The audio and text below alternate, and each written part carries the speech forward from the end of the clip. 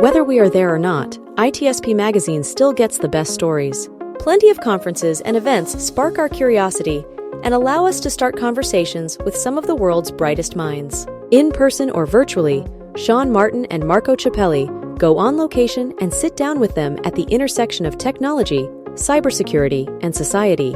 Together, we discover what the synergy of these three elements means for the future of humanity.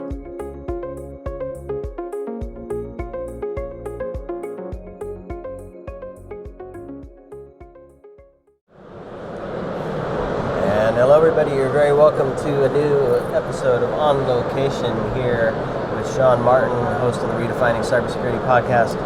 Marco and I are here in London at Infosecurity Europe at the Excel, and thrilled to have Richard Meeus on from Akamai. Richard, how are you? Doing very well. Thank you very much indeed for having me on. It's a pleasure. And you can hear it in the background, the energy is high.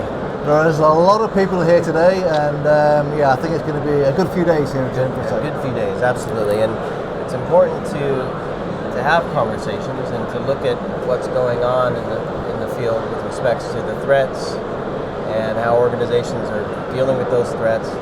And you and your team put together a report. I guess it's a regular report you do, and some interesting things popped up in this recent one.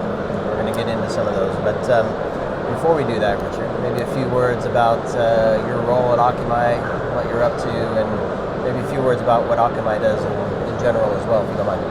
Sure, absolutely, sure. So I'm the Director of Security, Technology and Strategy for Akamai in EMEA. And my role is working with our customers and our partners, ensuring that Akamai is best aligned in providing the solutions and protections that they need to ensure that their businesses remain online. And that's what Akamai has been doing now for 25 years, is providing a cloud protection service that is the most distributed in the world. So we have the largest cloud network, 2,400 POPs around the world, almost a petabit per second in terms of capacity. And this allows us to protect some of the largest and biggest brands on the planet. It's interesting, the last few months I've had a lot of conversations where the word resilience has come up.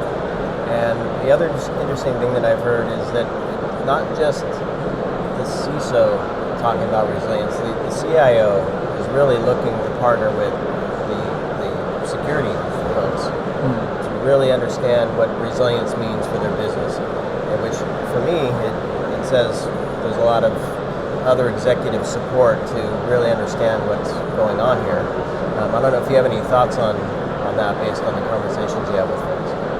I think especially in Europe at the moment, resilience is a massive topic, and that has been driven through by legislation that's going through in the European Parliament. So we've got NIS2, which is coming through, which is covers sort of all sort of critical national infrastructure within the EU. You've also got DORA, which is for the financial services in the EU, and obviously that's going to have an impact on countries outside the EU that do a lot of work with EU citizens. So obviously, a lot of companies over here in the UK are going to be massively impacted by DORA, and both of those are driven around resilience. Right. It's about being available, being online, maintaining the availability of your systems as much as possible. Yeah, absolutely. So in that light, so a lot of, from an operational perspective, teams are going to be required to really put systems and programs and teams and operations in place to deal with the regulations that they have. On the other side of the coin, nothing's slowing down on the attacker side, right? So what are you seeing there? Yeah, the attackers, as we did in the State of the Internet report that we released today, the attackers have been especially prevalent over the last few years, especially within EMEA. And we've seen a huge increase in the attacks in EMEA. So the US, where we've normally seen the majority of the attacks, has dramatically gone down. And I don't think there's any surprise that with the two wars essentially that are happening in the continent, that there's been a lot of DDoS activity, and DDoS activity has long been the tool of the hacktivist. Right. And I say hacktivist as opposed to criminal, or this is a criminal activity, but it's not the same as somebody who's trying to steal data for money. Right. The hacktivist wants to make a point. You know, they're doing their PR. They want to basically make a big bang, and they want to be able to stretch over seas, stretch over borders, stretch over boundaries, and make their impression. And if that means taking down or taking offline an organisation that is very prominent in a certain geography, it's a good way to make that point. And this is why we've seen a huge increase in DDoS attacks in EMEA in the last few years. Interesting. A lot of it driven by warfare, you think? Are you able to attribute it back to some of that stuff, or? Attribution's really tricky when it comes to cyber. Yeah. It's a lot easier more in kinetic warfare. You can see where it came from, but in cyber, and it's a little bit more difficult. We see certain attack traits and techniques, but it's very difficult to sort of say who actually did that particular attack. We know that a lot of organisations were taking credit for it, but we know that people, like, for example, at the beginning of the Ukraine-Russia war, there was an activist called Killnet that was very prevalent, doing a lot of attacks against organisations in Europe that were supporting the Ukrainian act, and that was very public. But it's very difficult to know sort of where they actually sit within the political spectrum. So what else are you seeing in the report that you think might be interesting? Either trends or anomalies from previous times, or maybe actually let's do this first. History of the report. This isn't your first one, right? So I think we've been doing these reports now for 10 years. Yeah. And one of the benefits that we have at Akamai of having this huge network and seeing so much traffic, trillions and trillions of DNS requests a day, terabits, hundreds of terabits per second of traffic, billions of attacks. It allows us to get an unprecedented view on the internet, on criminal actors, on the attacks that we're seeing, the novel attacks that are being created. So every couple of months we will produce a report that focuses on a specific area, and it may be a specific geography, it may be on a specific vertical such as financial services or commerce, or it may be on a specific attack type. So it might be on bots, or it might be on east-west ransomware or something like that. So we'll try and find out something that's particularly relevant from the data sources that we have. And this one we've released today is specifically around DDoS attacks in EMEA. And we wanted to focus on this because of the massive increase, the massive focus on this attacks in EMEA. The UK sees almost a quarter of all the DDoS attacks that we're seeing. That's a massive amount of attacks.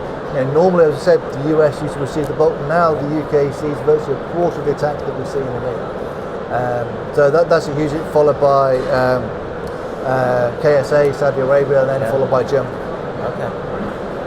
Interesting. That KSA would pop in there. It is, but you have to remember that they have a very loud voice now. Right.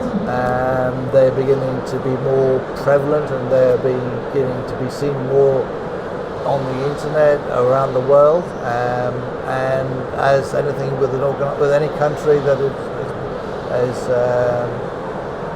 being more prevalent, they will tend to get more attacks. In the same sense that the UK, Germany, all those big countries tend to get attacked. So I don't think it's especially surprising. I think we've seen attacks against the Middle East in various different countries for the last 10 years. And certainly we've been very prevalent across the Middle East in helping organisations protect their infrastructure, their financial services, and that sort of thing. What can you share with me? Because denial of service, distributed denial of service, not a new concept, right? No. But the technologies and the attack vectors through which those can take place certainly have grown. So can you give me a history of kind of distributed denial of service, how it's changed or evolved over the years? I mean, we have IoT, we have AI, businesses now, I don't know, anything you want to share there? Yeah, so DDoS is it's quite an interesting thing. It changes and it doesn't change. It's a bit like sort of Plus les songes, Plus c'est la même chose sort of thing. It's still doing the same stuff as what it's been doing 10 years ago. We're still seeing SIM floods. SIM floods has been part of DDoS attacks for years. We're still seeing a lot of the traditional attack vectors. I think what's interesting is because we're getting the hacktivists coming back, as opposed to the criminal actors who are doing DDoS for ransom, that seems to get a bit of a shift. We're seeing a resurgence of what's called water torture tactics. And water torture is an attack on the DNS of an organization. And this is really important for businesses to be aware of, because a lot of the times people think, I need to protect my website. That's the public face of my organization. I need to put all the protection in front of that. But if your DNS is off to the side and they take down your DNS, as we know in security, you take out DNS, everything breaks. That's the old joke, right? It's always DNS. It's always DNS, absolutely. You sort of hit my punchline for me. Sorry. I didn't just do it. And the water torture tactic is a very old tactic that's designed to take out your authoritative DNS. It basically relies on the fact that if you create a unique request, a unique subdomain request to a domain, it has to go all the way back to the origin, to the authoritative DNS to find out. You can't use all the cached DNS responses out on the internet that the internet relies upon to scale and to service out the billions and trillions of DNS requests a day. If you create a unique one, it has to go back to origin every single time. So you just keep creating unique, and you create enough places to connect in those unique requests. They all have to go through to origin, and it overloads the origin DNS. And if you overload the origin DNS, bad things happen. So talk to me a bit. I mean, we see a lot of not just human interaction with systems and applications, but we see apps to apps and machine to machine and API. Everything's API driven now. And with that, as soon as we start to need to trust other things besides people, right? Not new, of course, this concept, but the growth of those things, how does that impact distributed denial of service? Where a lot of stuff can No, absolutely. Yeah, I think one of the things we're seeing now is there's less traffic going from the website to the user. Right. Basically, what happens is you're using an app, and the traffic between your app and the back end is all API. Right. So the volume of traffic has gone down, but there's more requests going back and forth. But the point is now instead of having like one website we have to protect, we now have 1,000 APIs.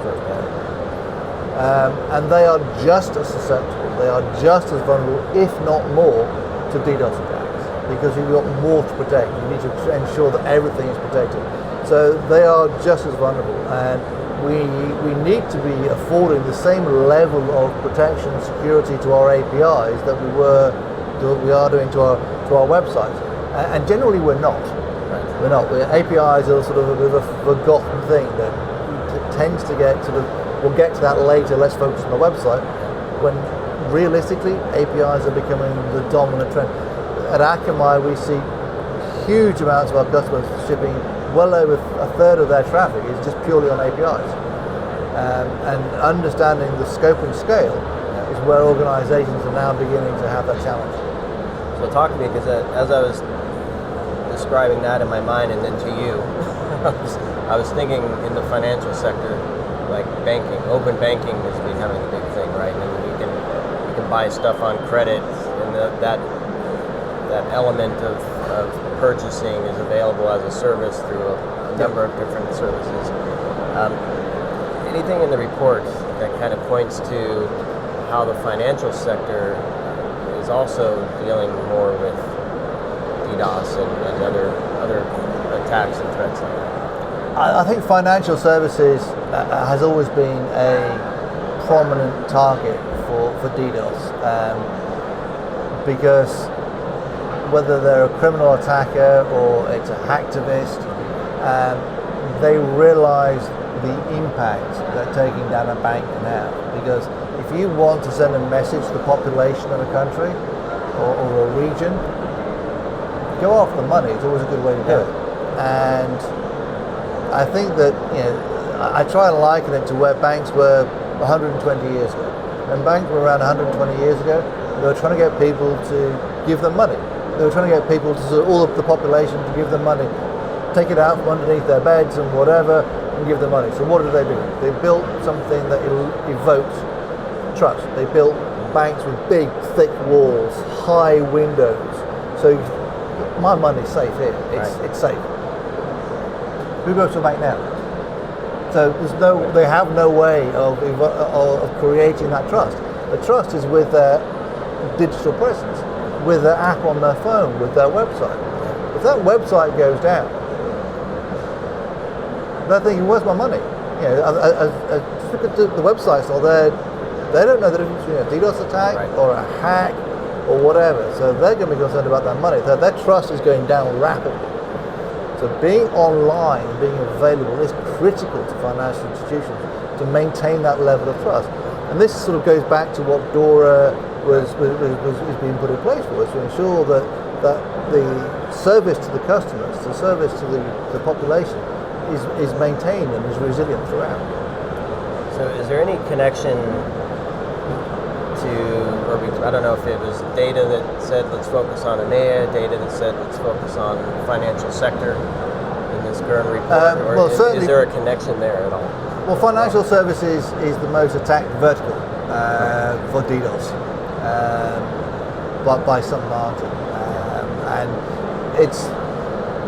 as I said, it does go in fits and starts depending on what is happening around the world. Sometimes we see a lot of DDoS attacks against e-commerce, sometimes we see a lot of DDoS attacks against other verticals.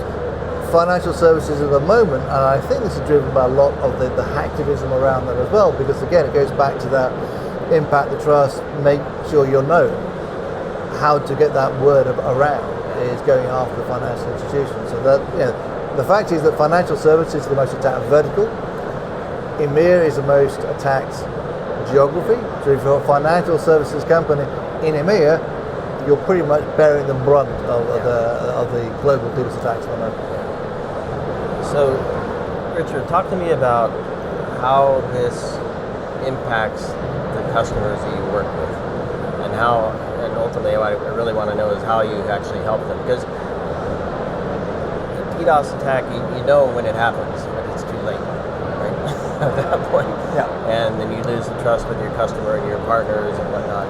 So how are your customers experiencing this world, and how do they then get some solace from working with you and the Akamai team to know that you have their back?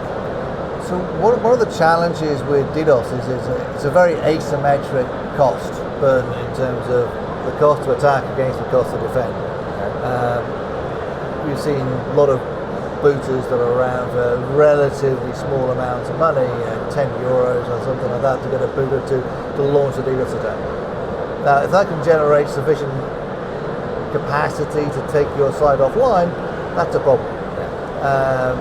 And what organizations need to do is think about, okay, well, how can we address this? I have the size of the pipes that come into my organization.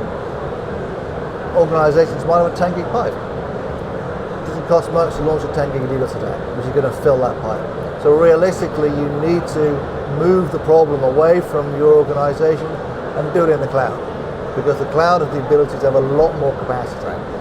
So what we've done is built a huge global network. We have amongst that scrubbing centers that allow us to take in all of the attack traffic. Doesn't matter if it's 10 gigs, 100 gigs, a terabit, whatever that volume comes in, we can get it into our estate and we can clean that traffic up and just send you the clean traffic down. So they're basically moving the problem, moving the edge of their network out to us, and then we can absorb all that traffic, clean it up, and just send them the clean stuff through. Interesting, the cleanup, because it's not just absorbing it, right? Because one could absorb it, but doesn't necessarily mean the service is going to continue as you would expect, right? So the cleaning is a big part of it. Absolutely, and so there's a huge raft of tools that we put in place to ensure that only the clean traffic gets through. I mean, there's a different tooling for different attack vectors, whether it's we talked about the water torture attack, or we talk about a SYN flood, or we talk about a network time protocol reflection attack. They're all different mitigation techniques that we need to do, and a lot of that can be automated. But it also requires management as well. So we have SOC teams around the world who are constantly fighting these DDoS attacks on a daily basis. So their muscle memory and their skill set is unsurpassed, and the ability to be able to detect the novel attack vectors. One of the other things we talked about in this report was the increase in vectors. Normally, in a DDoS attack, we'll just see one vector come in and try and take that organization out. Now we're saying, okay, we're not going to hit you with just a SYN flood or just a DNS flood. We're going to hit you with 3, 4, 5, 6, 7, up to 12 different attack vectors all at the same time. And this is when you need to have a lot of skills in being able to bring the right tools into play to make sure the mitigation happens, doesn't block legitimate traffic, and ensures you stay up. In real time. In real time. In real time, that's the thing. He's got eyes on glass and hands on keyboard. Yeah. And as a final point as we wrap here, because the organizations, most of them reside in a specific region, right? But there's certainly multinational organizations as well. And so talk to me, you mentioned your global network sits in the cloud, absorbs and cleans. But as you're seeing activity throughout the world, are you able to kind of help navigate some of that on behalf of your customers, so that if, to your point on EMEA is taking a lot of the hit right now, you're able to leverage some of your services in other regions right? Well, that's one of the main aspects around DDoS attacks is a lot of times they will compromise IoT devices, or something we saw that with Mirai a few years ago, which is still around, and it will leverage devices all over the planet. And sometimes you may get a router that's released by an ISP in a certain country. We saw it happen a few years ago in Brazil, where a certain type of router was provided by an ISP, and the hackers found an exploit to launch DDoS attacks. We saw huge amounts of DDoS attacks coming from Brazil. We may see it with the Far East, we may see it in Oceania, we may see it in North America. It doesn't matter. We will basically absorb, clean, scrub, process that traffic in that particular geo. So we have scrubbing centers in South America, North America, in the Middle East. We have lots in Europe, we have lots in APJ, lots in Oceania, where we can take all of that traffic and just get rid of it locally. Yeah. So if you're a European company, it doesn't matter. It's got to get rid of all that traffic over in APJ or wherever it's coming from. Yeah. Perfect. And final question to you, Richard. So let's speak to the CISO here. Advice for them, given the rise and continued increase of DDoS attacks, especially in EMEA and ongoing for the financial sector and others, how would you recommend they approach their security program? How can they redefine cybersecurity given what you've seen in this report? I think in light of the upcoming regulations that are coming into the EU, it's critical that organisations understand the scope and capability that DDoS can do to an organisation, especially around impacting that trust. And when you start looking at how that trust can be related to the material impact that a CEO is going to be concerned about, whether it's going to have that decision, whether an investor is going to make money or invest in a business. If you're impacting the trust of your customers, that's going to have a material impact. And if you're having a material impact, that's something where you need to focus and say, okay, how can I reduce the chance of that happening? How can I put mitigation in place to protect myself against that material damage? Got it. All right, so multiple vectors, multiple techniques. You need to be able to scale that and have a team that's ready to handle all of that for you, and that's what you do. Well, that's the thing. We can take all what we do at Akamai is we provide the tooling, the capacity, the scaling, the teams, the brains to be able to absorb all of that and just provide you with clean traffic. So we can take the problem and make it go away. Clean traffic, what a concept. All right, Richard, well, it's been a pleasure chatting with you. And everybody listening to this episode, please do check out the latest report and probably some of the other ones. I'm sure there's some interesting findings. There's some in the really good reports on that. Yep. Check out the back catalog. And subscribe so you get the next ones. Definitely. And Richard, thank you very much. Sean, thank you very much indeed. It's been great to be on.